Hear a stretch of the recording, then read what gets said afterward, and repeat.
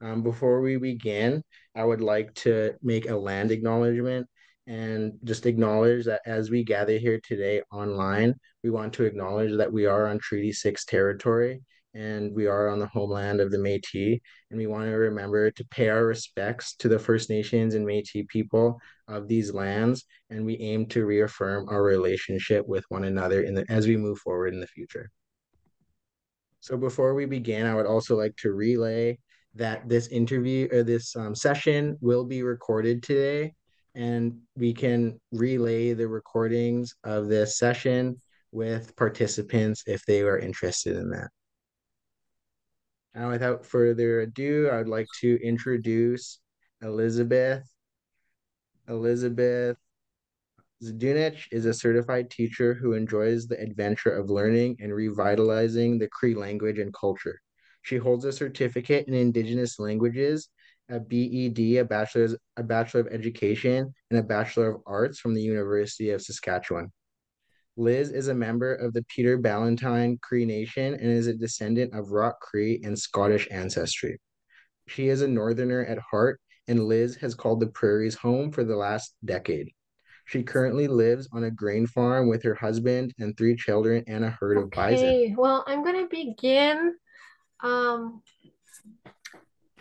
Welcome to all, and my name is Elizabeth Zdunich, and I'm um, I'm a teacher. Currently, I work for the Saskatchewan Distance Learning Center as an Indigenous Perspectives consultant, and I want to acknowledge Office of the Treaty Commissioner for having me here with you today in this virtual space. And um, I'm actually at my home right now. I'm in Kenniston, Saskatchewan, on a farm. And I'm on Treaty 6 territory and homeland of the Métis. And um, so we're gonna talk today, and we're gonna honor and remember missing and murdered Indigenous women and girls and Two-Spirit people.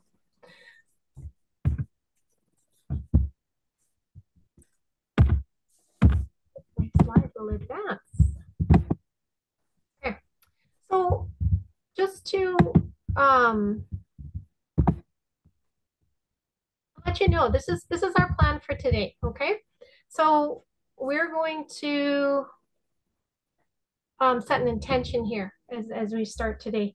So my intention as we do this talk today is that first of all, I cause no harm, and secondly, that I'm hoping that when we leave this space today, we'll have a little more knowledge in us, a little more empathy, and that'll ripple out into the world.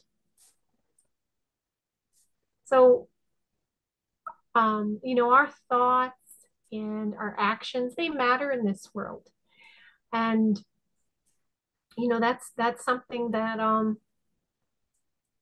that means that we're very powerful people, each one of us, because what we think, what we say, and what we do, it matters. It affects everybody else. Okay. So I'm setting that intention today that we'll what we do here today will be a good thing. Okay. We're going to talk about some art and some symbols that a lot of us have seen around this issue of missing and murdered Indigenous women and girls. Before I get into that, though, what I really want to acknowledge is, first of all, those individuals who are missing at this moment. Okay, and may they be safe, um,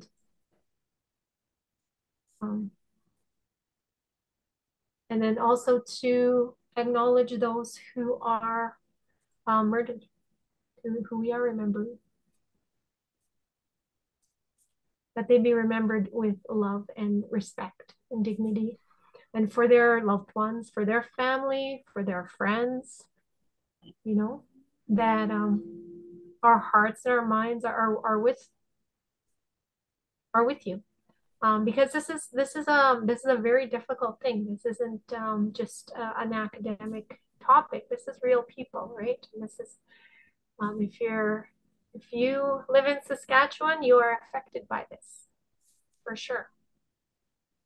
We're going to talk about fierce compassion and what that is and how we can harness that strength of fierce compassion for ourselves and for others in the world, and how that's a real powerful thing. And then we're going to look at what can I do, what can we do, right? Because there's kind of nothing. We don't want to feel hopeless at the end of this. We want to know that there's things that we can do that will make a difference. And then I'll end off just by leaving us all with some resources. So that is our plan for the day, all right, for our little time here together.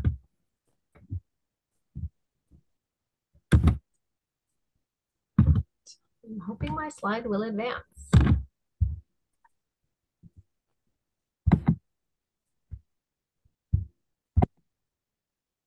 All right, so I was introducing myself there. So that's me, and that's a picture of my firstborn. Her name is Isabel. So she's not a baby anymore. That picture's about 10 years old, 11 years old. And I put that picture there because every single one of us had a mother. And that's how we came into the world, is through our mothers. And there's a really special place in Indigenous culture for women and for mothers, you know, because they are the life bringers. They're how each and every one of us gets to be on this physical side of reality, right? Also put that there because we know the statistics and the numbers out there are really scary sometimes. And so when you hear things like Indigenous women and girls are 12 times more likely to be murdered than non-Indigenous women. That's a really scary number. And I'm not a numbers person, so I don't want to get hung up on the number of part of it. But even if the number was less, even if it was 3 times as likely, 4 times, 5 times, like it's still, it's saying something to us. It's saying there's something wrong here. It's a wake-up call. It's saying there's something wrong here. I want my little girls, I actually have 2 girls and a boy now. I want them to grow up in a world where there's equity, where they're just as safe as everyone else. Okay? Because we all deserve safety. Every single one of us deserves safety, deserves love and belonging. Okay? So we're gonna look at today about how do we get there? How do we get closer to a society that's like that, where we're not seeing Indigenous women and girls overrepresented in these statistics of violence, in these statistics of murder. Okay. So before we get into some of the really heavy parts of this presentation, what's really, really important for us to do is to remember that if we want to learn about these things, to make change, that kind of stuff, all of this starts with us.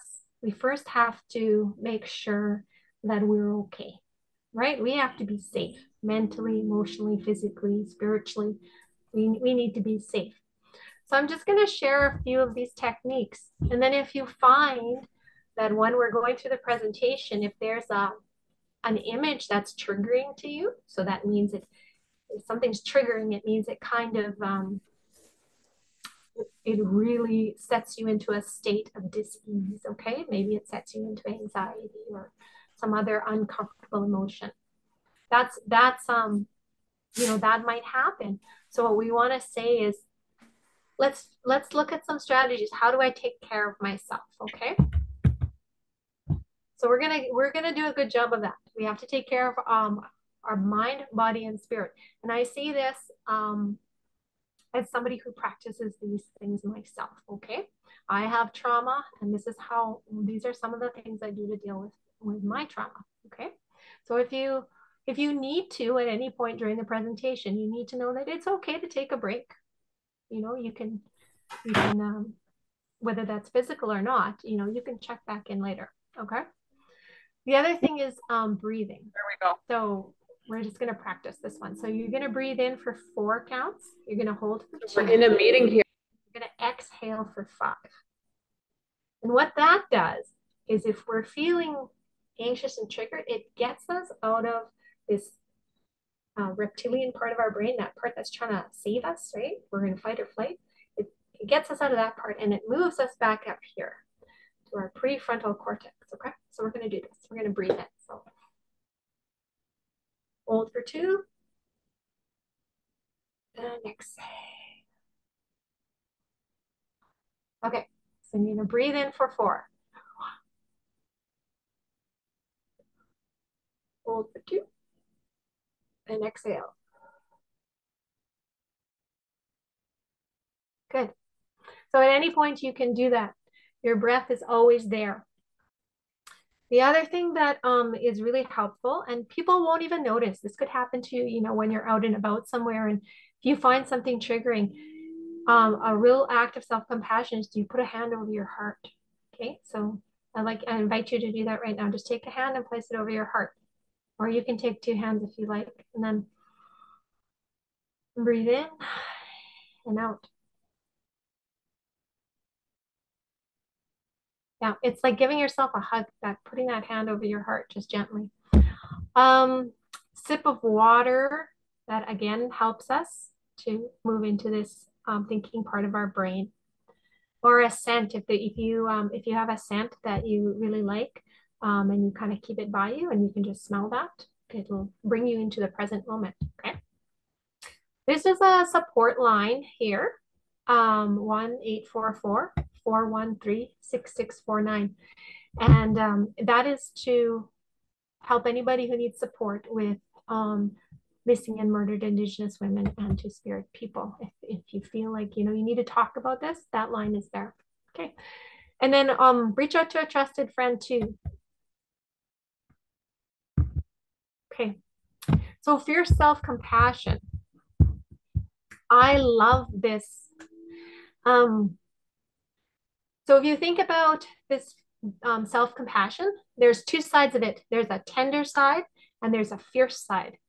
So that tender side, it's accepting ourselves to alleviate suffering, okay? So we recognize, oh, this is causing me anxiety, this is causing me pain, sadness, whatever. We have to accept that before we can deal with it, okay? So we accept that. And then we look at that fierce side. So if that's that mama bear and she's got her cub behind her, right? You always say don't get between a mama and her cub. So that's how we need to have that part of ourself. And that fierce self-compassion is about protecting ourselves, right? It's about drawing boundaries and saying, no, no, you can't touch me. No, I don't feel comfortable talking about that. Okay.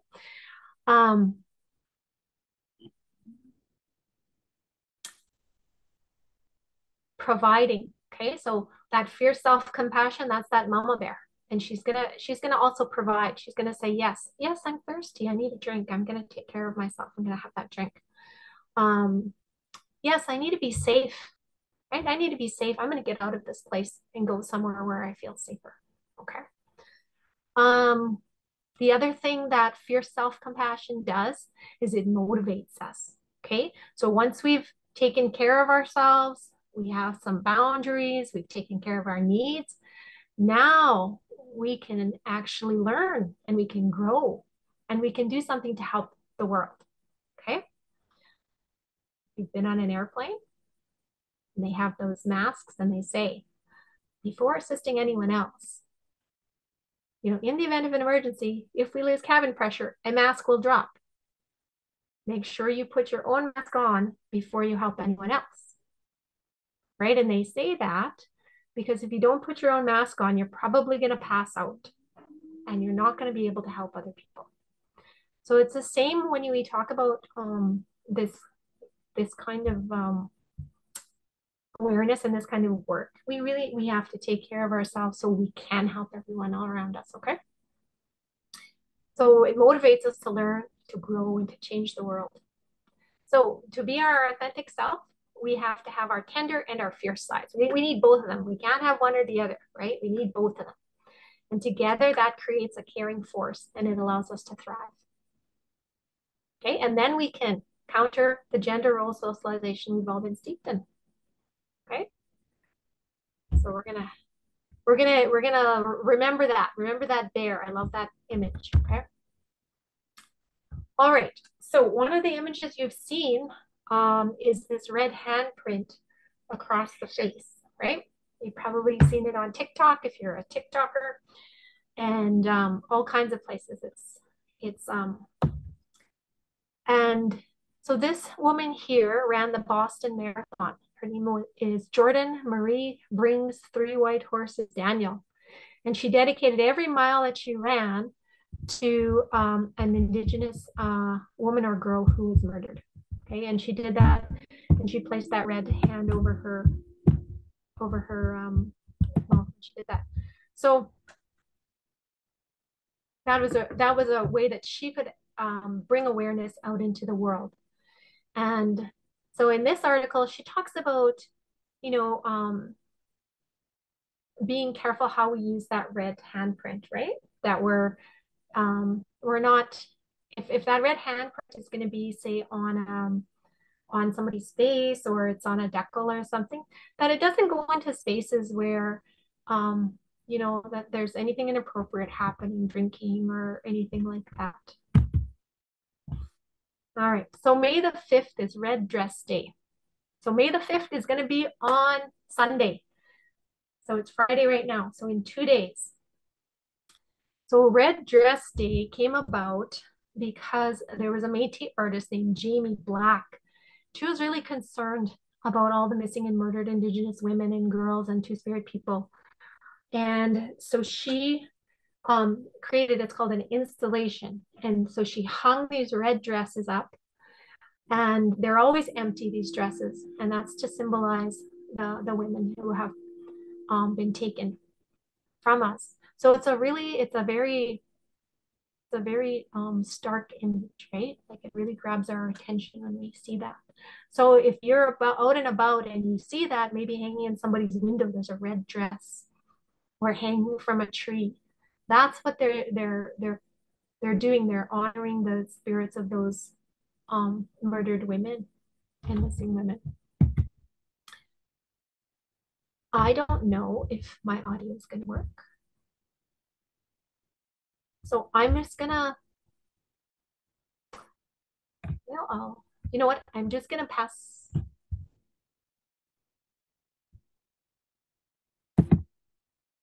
Yeah, this will work.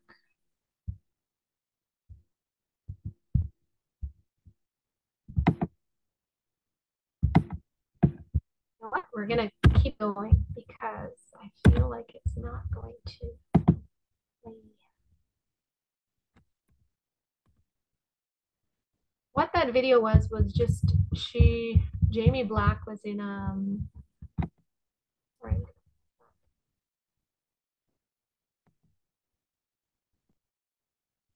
Sorry guys, I'm just gonna pause that for a second because that video is getting caught.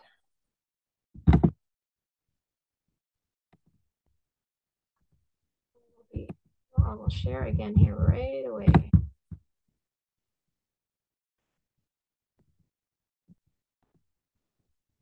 Okay, here we go. So that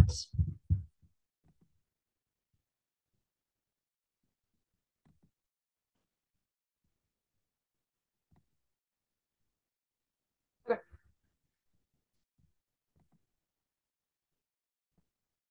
So anyways, it's just kind of important to understand where those symbols come from and what do they mean, right? So all this attention came, and the government really was called to address what's going on with our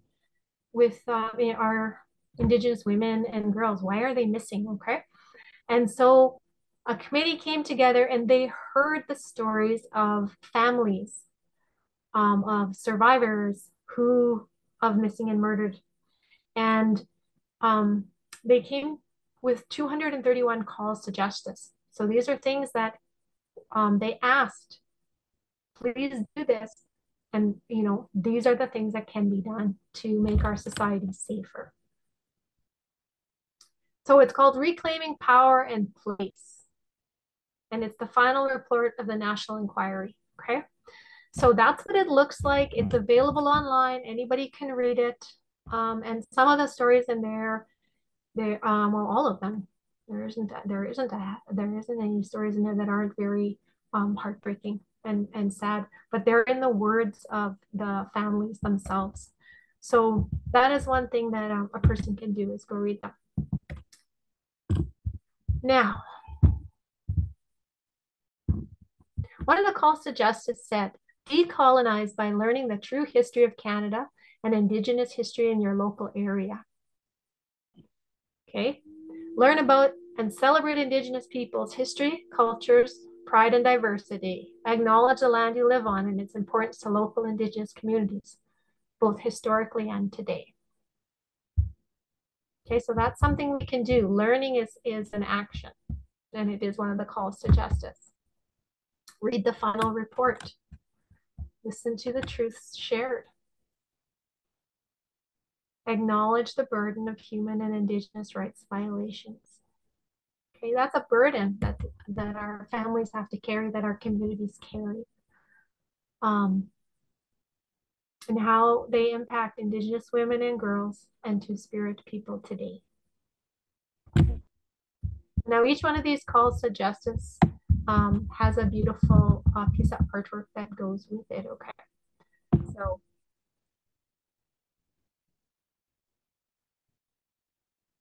what else? Calls for Justice, Article 15.7.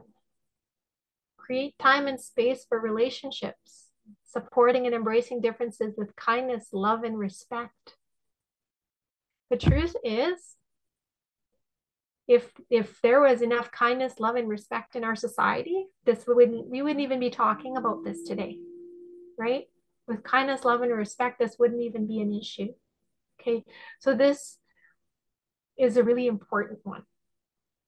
Learn about Indigenous principles of relationship specific to those nations or communities in your local area and work. Put them into practice. Okay, what does that mean to be part of somebody's family? What does it mean to to be adopted in traditionally? What does it mean to be a kukum or an auntie? Okay. A lot of times, when I was growing up, uh, I kind of had this like confusion in my brain because somebody would say, "Oh, that's your auntie," or and I'd be like, "That's not my auntie." But in the Cree way, that person was my auntie, right? So and a lot of times too, like my cousins, sometimes they're like my sisters to me, right? They come closer to me because our relationship is that close, right? My aunties, you know, they when my mother passed away, my aunties became closer to me. Particularly my one aunt, she was my Nilawi, she was my second mom, right? She was my little mother, right? And so just learning these things about how Indigenous people see relationship, because we see it, differently depending on the nation. That matters, right? So these things matter. But as a child, when I was hearing these differences in relationship, I could tell, well, there's a European way of relationship and how we categorize relations, and there's the Cree way of relation, and it was very much a clash in my mind. I was like, well, who's right? And the thing is to say they both have their place. It's just how different worldviews, right? And so we can have space in our mind for those things.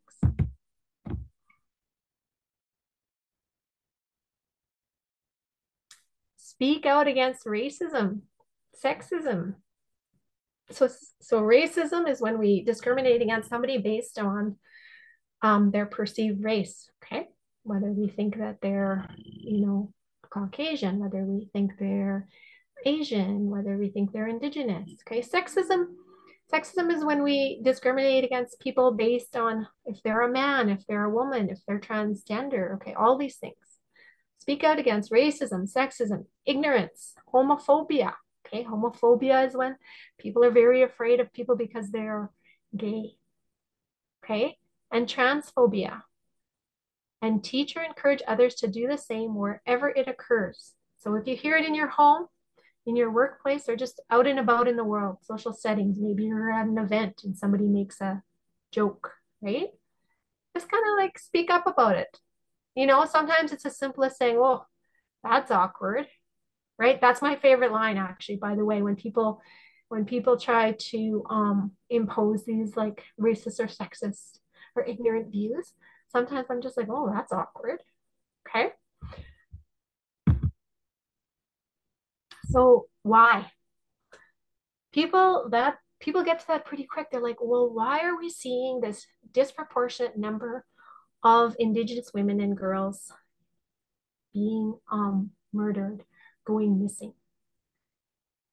And it's complex, okay?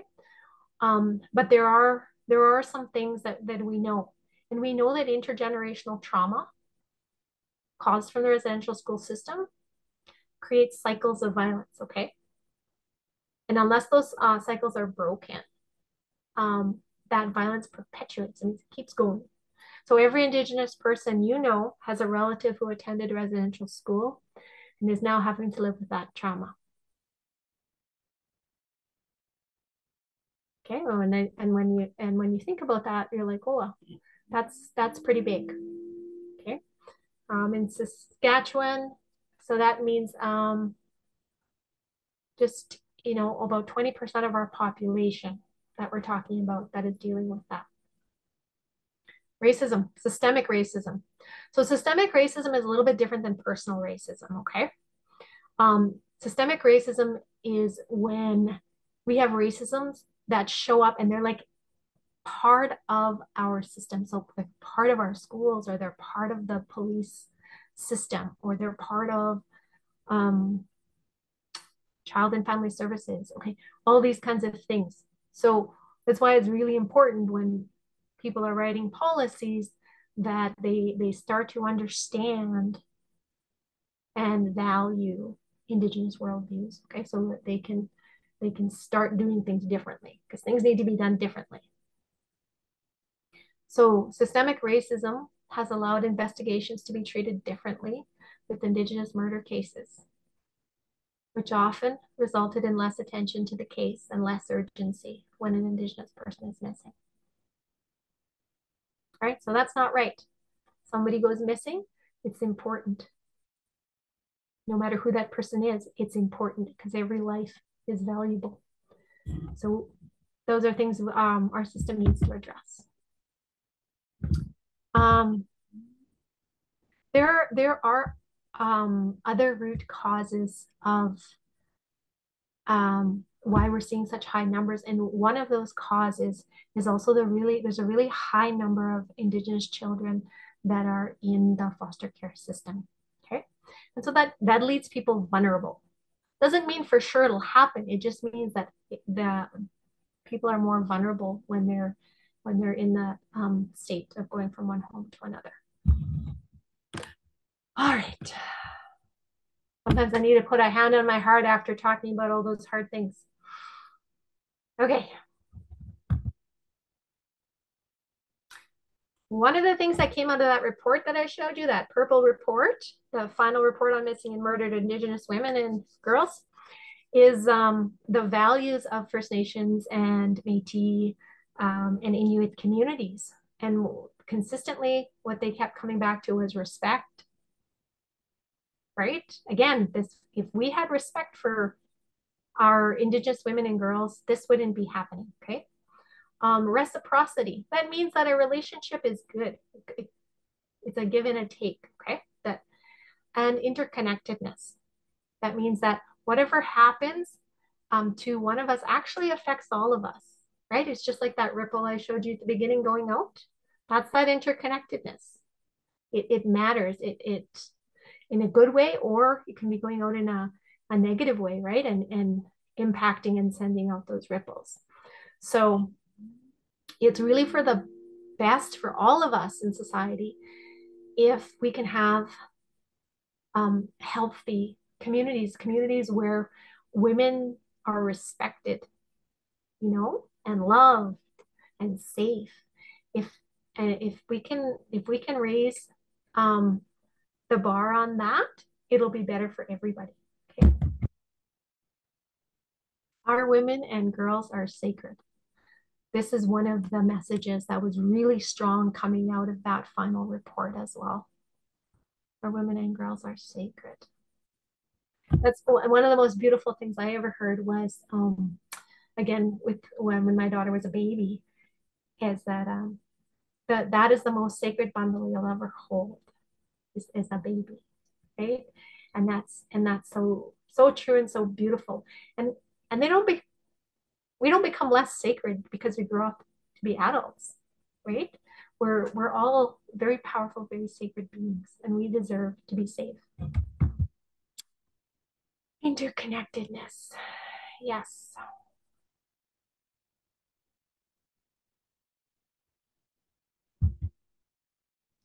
So there's a series that's on APTN. It was a partnership with CBC called Taken, the series, and there's 4 seasons of it.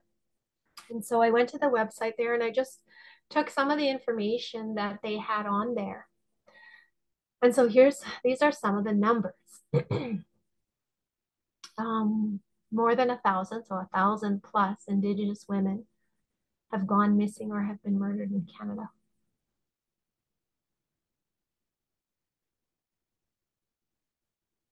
That's too many. 365 cases remain unsolved, meaning nobody's been held accountable for those um, deaths, for those lives lost. 162 Indigenous women are still missing. Okay. 203 murder cases still unsolved. Crime Stoppers tip line, 1-800-222-8477. People know things, right? So if somebody knows something, they can call that number anonymously and tell what they know. And that might help the families of that loved one find some closure. So the other thing we'll just touch on briefly here too is missing and murdered Indigenous men and boys. Okay, there is a really shocking number of missing and murdered Indigenous men and boys as well. And their families are grieving them. And their families also want justice. And they want to know, you know, what happened to their loved ones. So you can definitely look into that further, right? And there's some very interesting questions that come up around this, and we wonder, okay, so how do these how does the gender differences show up in society? What, you know, how is it different for men? How is it different for women? In what ways is it different? And then what role can men play in ending violence? Okay, and all of these questions, we need to come at them again with kindness, with respect, you know, and with curiosity versus judgment, right? What are the reasons we're seeing these numbers? How did we end up here? All right, so what can I do? What can we do? I was at a conference last year, right about this time. It was beautiful. It was in Banff, and it was well, it was May the 5th actually, because I was wearing red. A lot of people were wearing red, and they started this teachers conference by having a slideshow. They said they were going to do a tribute to missing and murdered Indigenous women and girls and Two-Spirit people. Okay, that's good. So we go, and there's probably about 300 or 400 of us, and they start this conference, and they show a lot of really disturbing images of women who were taken, of families in grief, of protests, like just a lot of really disturbing images, with a song playing. And that's okay. We can all process this. And then after about 3 or 4 minutes of this video, it was over. The presenter says, yeah, oh, it's just so terrible, and can't even imagine. And she gives a little sniffle, and okay. Um, and so we'll go on with our program. And I was just kind of like standing there shocked. And I thought, what? That's it? Like, you're just going to show us all this stuff and that's it? Like, nothing, no prayer, no song, no, what we can do, nothing. And I was so mad, but I was so shocked, I guess, that I kind of froze. And then about 5 rows up from me, this blonde lady stands up and she says, I'm sorry, excuse me, I have to interrupt you. I'm sorry, but I have to interrupt you. And she stops the speaker. And remember, there's like, 300-400 people in this room. And she says, there is something you can do. And the speaker says, oh, really? And she said, yeah, we can go read the report. We can do that at least. And so she says, oh, okay, yeah, thank you. And so I really wanted to make sure today that I didn't leave you feeling, and I was so grateful to that woman for speaking up and for saying, there's actions we can take. We can keep learning. Um, because it just felt really wrong to me to show all those images and to kind of bring up all that grief and not have anything to do with it, right? Anything constructive. So I'm gonna leave us with some what are some things we can do, right? So first of all, support. If somebody is having a walk or they're having a vigil or a memorial, show up for them, please. Go support them. Okay. And sometimes it's awkward to support people because you're like, well, I don't know them that well, or I don't know what to say. You know what? Just showing up and asking, hey, can I help? Or just showing up and being there is a lot for people because that shows them that you care, that their loved one mattered. Okay. So do that. You can read the final report on missing and murdered women and girls. You can wear red on May the 5th. Okay. You can, I didn't have it on here, but you can also put something in your window if you want, right?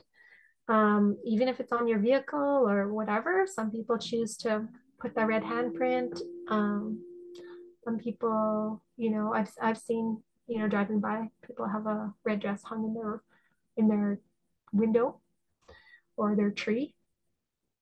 Seek support. Okay, when we need support, the best thing we can do is reach out for it. So call a support line. The number works. I called just to make sure that I wasn't giving you a defunct number.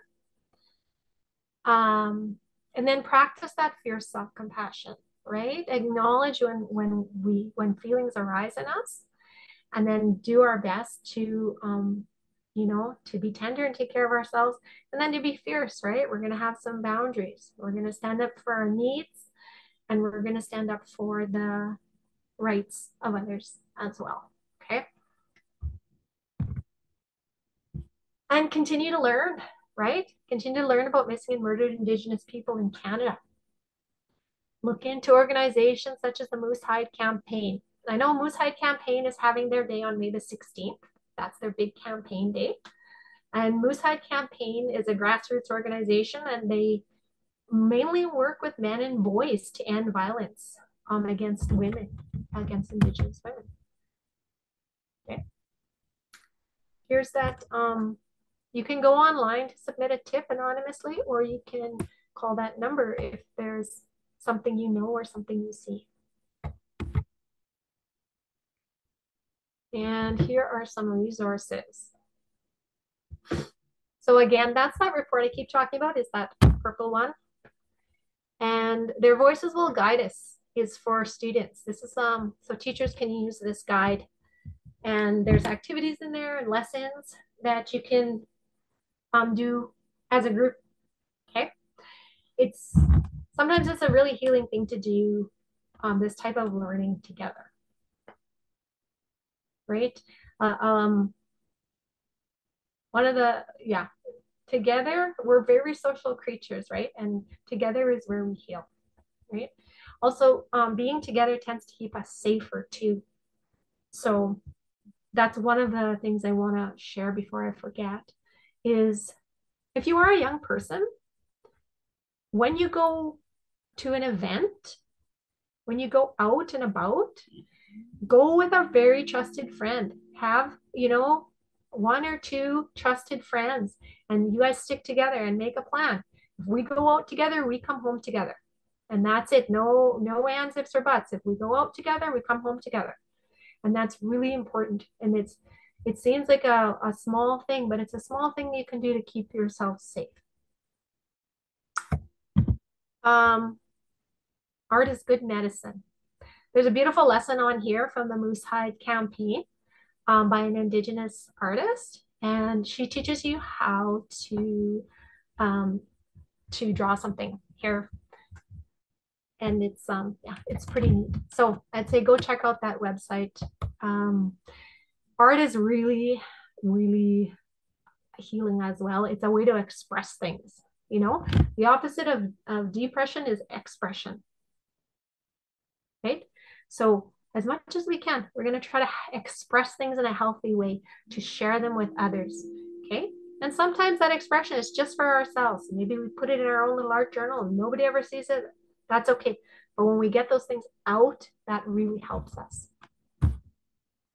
And maybe that expression is to be shared with others as a healing, for other people too. So Amnesty International is a human rights organization, and they're around the world.